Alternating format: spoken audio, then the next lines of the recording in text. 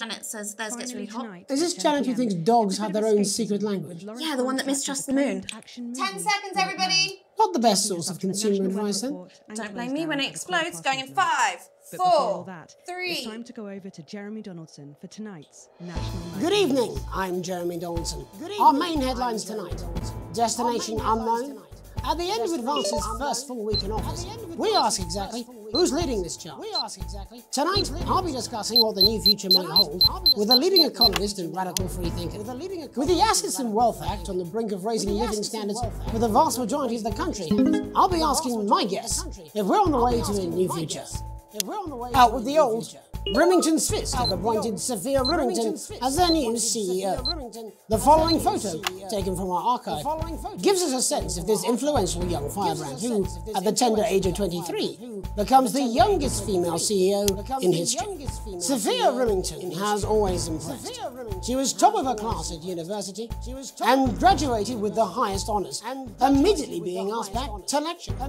The markets have responded favourably to Sophia's appointment, with stocks rising 30 points in light of the announcement. In her first press conference this afternoon, Sophia announced a children's toy named Mr. Snagglehouse.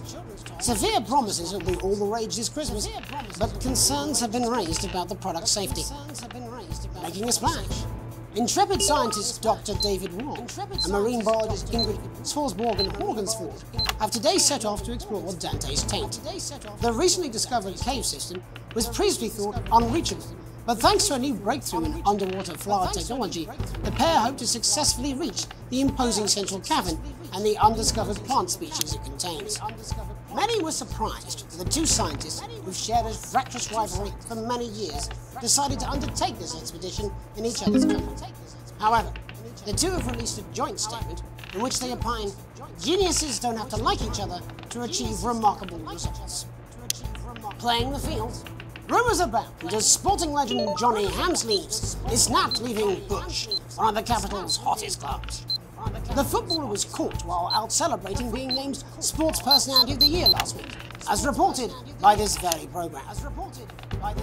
Johnny is seen here with socialite and performance artiste Tiffany L'Amour, whose recent show, Snatched Inside My Snatch, has kept her firmly in the public eye. Could romance be on the cards for these two budding A-listers? And Grievous Bodily Charm. With Advance promising a radical new position on crime, how afraid should we actually be? I'll be going live around the country to talk with people who've seen the criminal justice system from every perspective. With more and more powers passing to the police, and less oversight. Are we using an Advance-shaped sledgehammer to crack a nut? All that, and mega more with a group of young actors already experiencing the positive side of the new Assets and Wealth Act firsthand. They'll be talking and performing later. That's all coming up on tonight's National Nightly News. Welcome back, everybody. Can we get the guests in, please?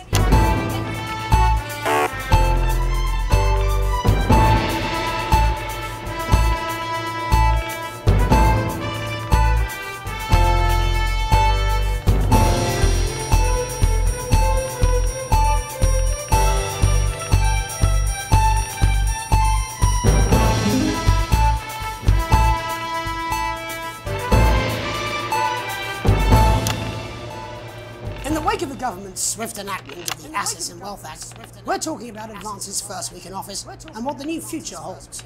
Joining me are Katie Brightman, a leading economist, and Alan James, author of Alan James is Right, The Free Man's Guide to Waking Up. Alan, the government certainly haven't dragged their heels on delivering some of the legislation they promised. But what does the Wealth Act mean for us? Nothing, Jeremy. We're still vassal slaves, we're just in prettier cages. A confident dismissal there. Katie Brightman, do you agree? I'm afraid I don't, no. I think that Advance have realised that the current economic system of unlimited, unending growth is untenable, so they're changing things up. There I agree with you. They're moving to the next steps in the grand plan. Grand plan, Alan? It's all in my book. Alan James is right, Jeremy. We're to become the great herd, ignorant, sterile and short-lived. That's what they want. Or perhaps Advance have just realised that if we carry on the way we are, we will destroy ourselves and this planet in a mad orgy of consumption, if you'll excuse the colourful metaphor. Yes, orgy is the right word. Only it'll be the overlords having an orgy on our poor broken backs. It's all in my book. Alan James is... Shamelessly self-promoting? Katie, how do you think the rest of the world will respond to this new approach? I think they're watching carefully. Advance are the most disruptive threat that the world powers have faced since the last Great War. Yes, Katie's right. War is inevitable. Thank you, but that isn't And what this I- will not be a war like we've ever seen before. We're talking millions of deaths. We're talking high-tech weapons that can level entire cities. We're talking... Out of the wrong orifices? Mock me all you like, Jeremy, but when they murder your parents and they poison your food and they take you away to their camps for hypno-brainwashing, we'll be laughing then. That might be a great way to sell books, Alan, but you know full well that isn't going to happen in a democracy. Democracy is dead. Yes, Advance are radical, and change is always frightening, but the truth is that the Wealth and Assets Act has made more than 90% of the population wealthier and is on target to produce a permanent end to poverty. Bollocks! What this young lady doesn't understand, Jeremy, is that these are the same people. Maybe they've rebranded, but it's all a little circus act to keep us from seeing the tyrant behind the curtain. That's where you're wrong, Alan. For a start, they've mobilised the youth vote like we've never seen before. You say mobilise, I call it grooming. The grooming of an entire generation to walk happily into eternal bondage. They're like psychic paedophiles. But based on the facts. Katie, what are your predictions? The Assets and Wealth Act is only the first step. Advance now have a historic budgetary surplus, and as well as properly funding our public services, they're already funneling unprecedented amounts into scientific research and the arts. Or, as I call them in my book, Frankenscience and opiates. Like opiates, see? Can we get back to the issue at hand, please, Alan? This is the issue. It's all coming from the water, the chemicals, they're pumping it full of belief juice. Don't get me wrong, I want to see these changes, but only if they're sustainable. If Advance lose their power after spending half of our GDP on dismantling infrastructure, that could be catastrophic. The catastrophe is that they're succeeding. They've got us sat here talking about their puppet show. All right, we're running out of time. Quickly, Alan, what does the future look like to you? A bleak space where we've all been figuratively sodomized into submission.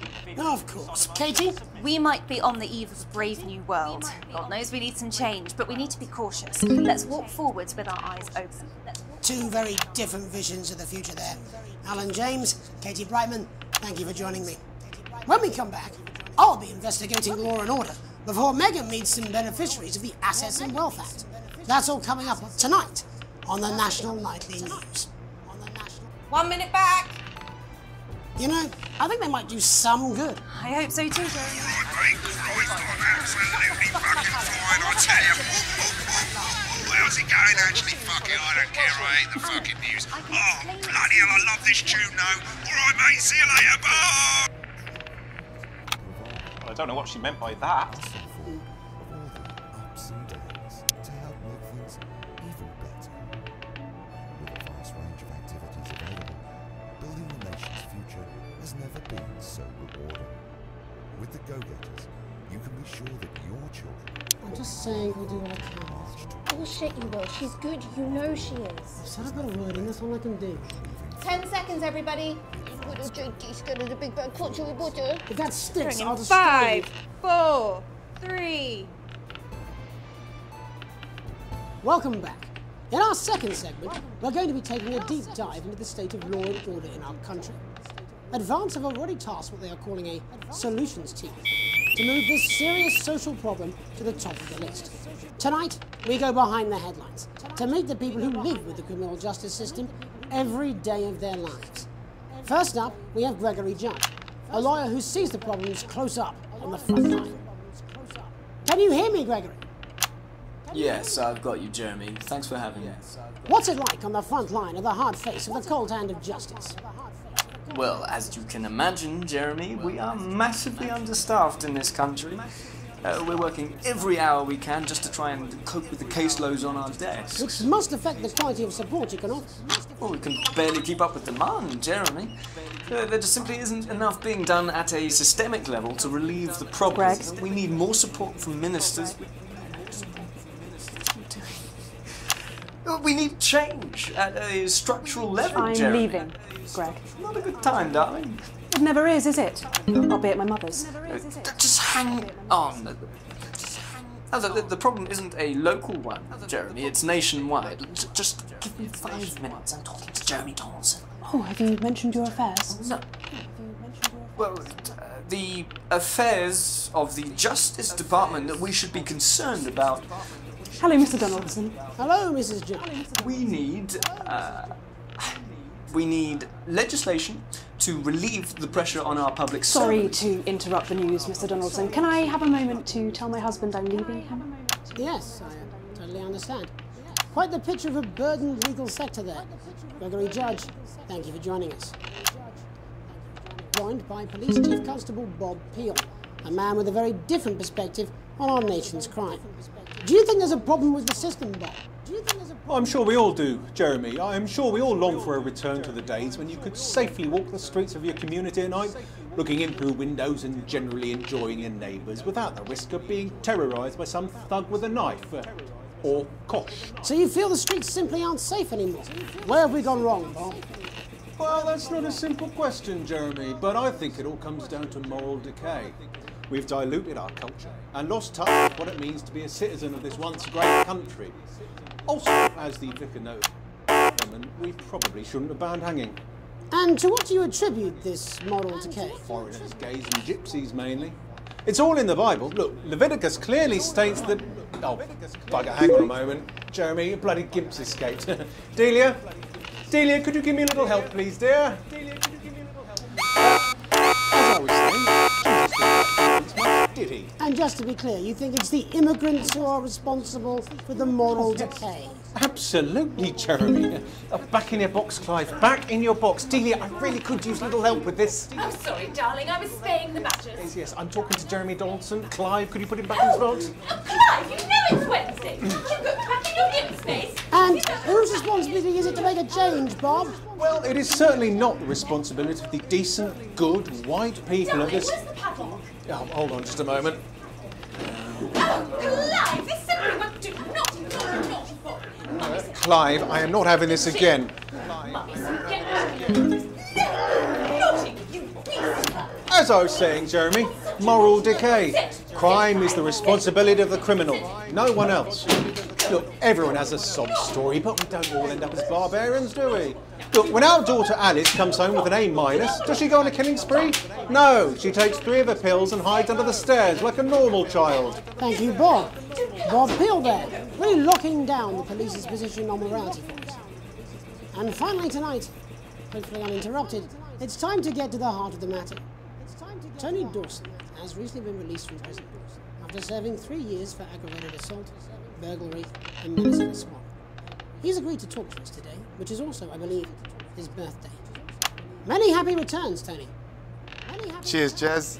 Call me Titwank Tony. Everybody else does. No, I'm not going to be doing that. Can you tell us what it's like in prison, Tony? Titwank Tony. Prison's a mixed bag. Structure's quite nice, but it's a constant battle against institutionalisation, as you can imagine. And obviously, titwanks are quite hard to come by. I'm picking up that you're not alone there, Tony. Titwank Tony. Yeah, sorry, my friends are throwing me a surprise party. Good bunch of lads. Okay, well, we're trying to let you get back to that party as soon as possible. First, let me ask you this. Do you feel that your time spent in prison helped to rehabilitate you in any way, Tony? Titwank Tony! I don't think it's as easy as that, Jez. I think asking that is an oversimplification. It sounds like it's getting quite busy there, Tony, but let's try and soldier on. Since leaving custody, have you been able to find a new job? Yeah, all the boys are here. Big Chris, Little Chris, and Vampire Chris.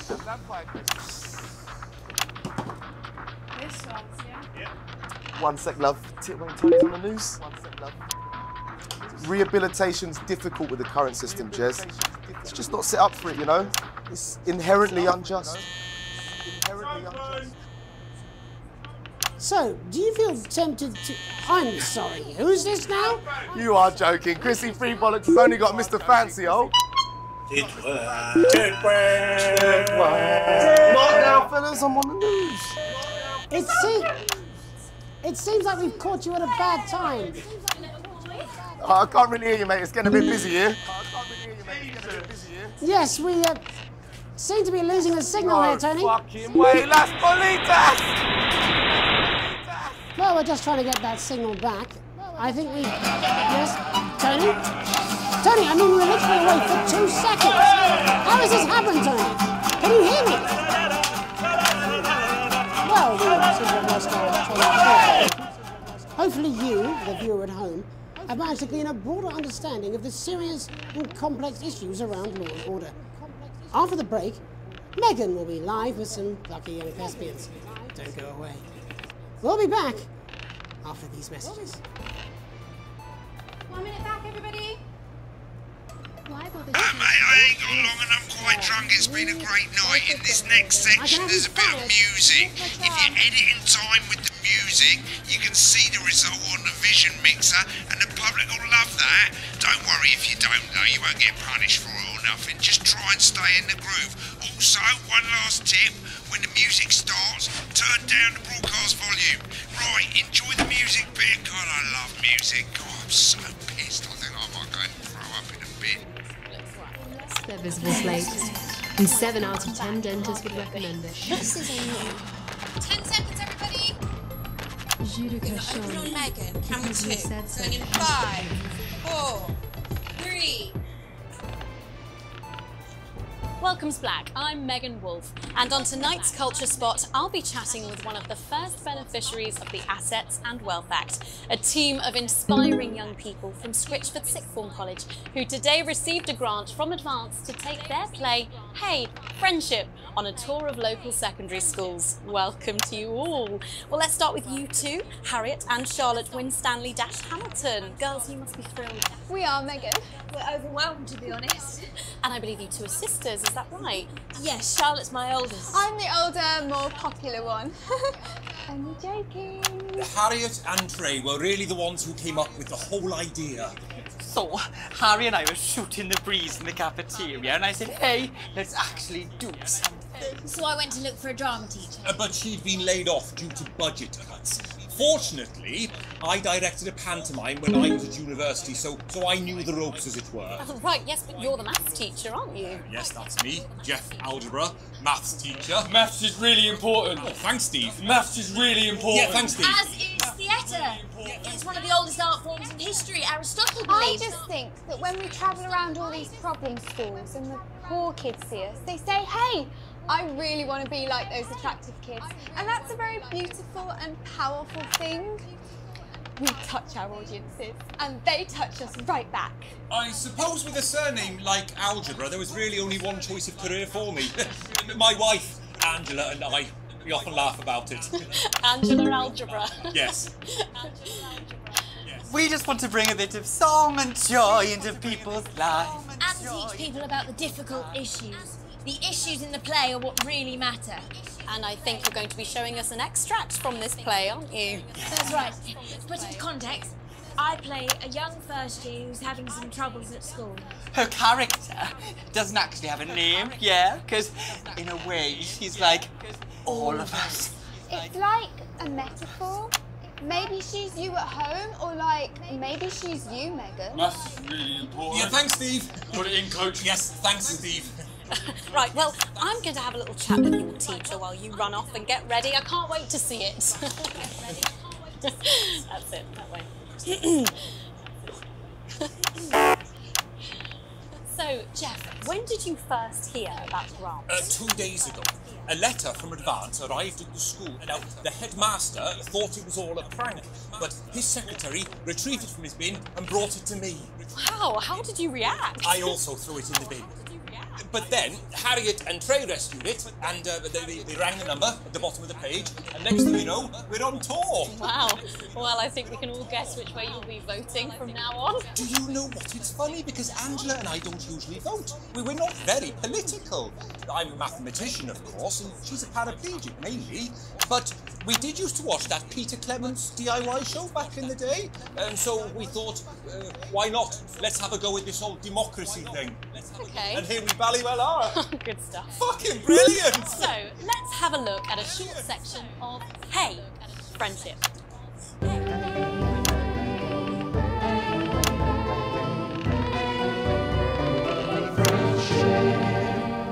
Dear Diary, I'm not sure I can take another day at this school.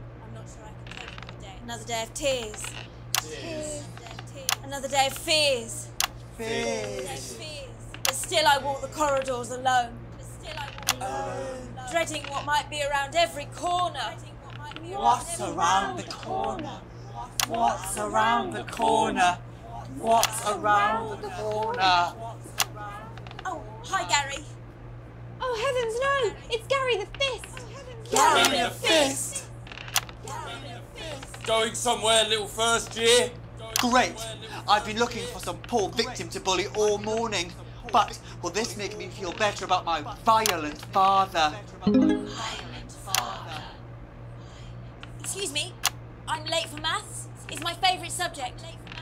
And so important. Maths is for losers. What? Maths is for losers. My arm's stuck, coach. Just keep going, for fuck's sake! Right, maths is for losers. Now, give me your lunch money. Double lunch for me today, but why am I only truly happy when I'm eating? Not today, Gary the Fist. What do you mean not today? Who are you? My arm's free, coach. Brilliant, keep going. Right, who are you to stand up to me? I, Gary the Fist. And you're just a sad little girl with 2 gay dads who's all alone. That's where you're wrong, Gary the Fist. These are my 2 new friends. Vanessa is captain of the netball team. Yeah. And Blake owns a motorbike. Yeah. But I can't fight all 3 of you. And I don't have any friends of my own.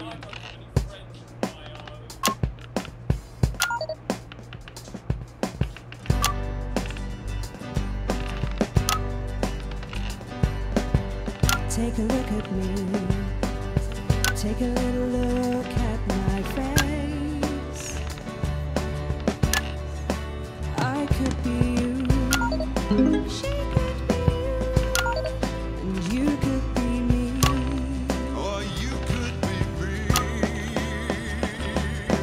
Life can be cheeky if you work as a team. It's my choice to be mean. So stop now, make a different choice.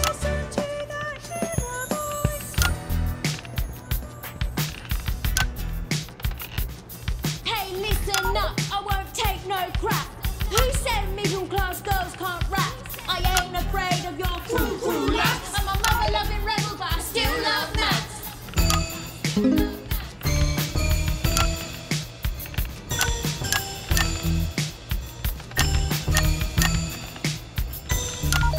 Hey, kids, I'm Gary the Fist. People think that folks like me probably shouldn't exist. But that's just prejudice, and I'd do better if you knew the way that I became Gary the Fist.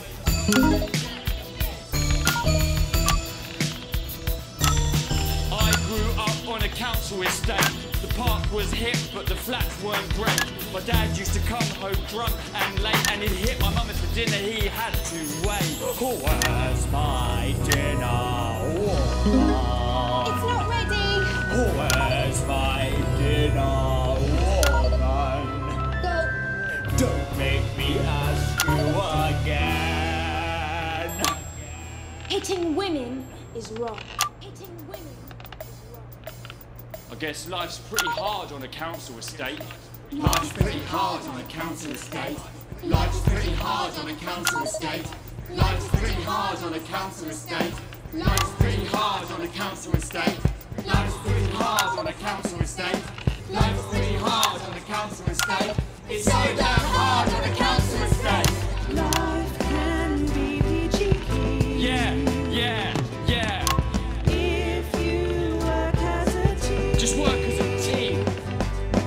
It's your choice to be me. It's my choice. So stop now, make a different choice. Listen to that inner voice. Friendship!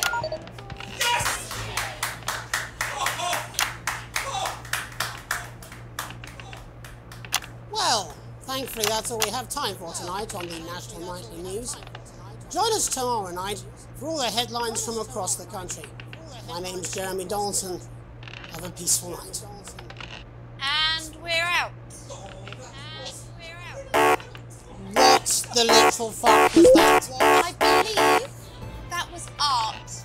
I believe I've got a 14-inch cock, but it doesn't make it so. I have a similar belief about an adequate paycheck.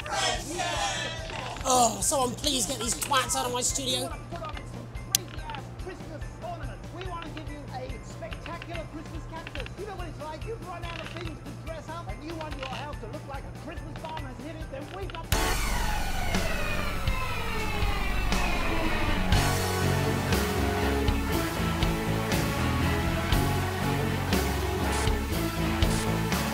Hello, mate. I see they've got the store back. That's great. I love fucking shopping. Oh, sorry. Bit of a big night, to be honest. Anyway, over here, that's how much money you've got. You'll get more money the better the podcast you do. These tabs take you to the bits and pieces and sections of the store. You can fix stuff, you can upgrade stuff, or you can just buy really cool stuff to put around the studio. Right, mate, and the final thing you gotta know, if you wanna buy something, you just click on it and it go ka-ching, but there's no refunds. No refunds, so take care, make sensible decisions. Don't be like Dave. And I'm Megan. Good evening. I'm Jeremy Dawson. I'm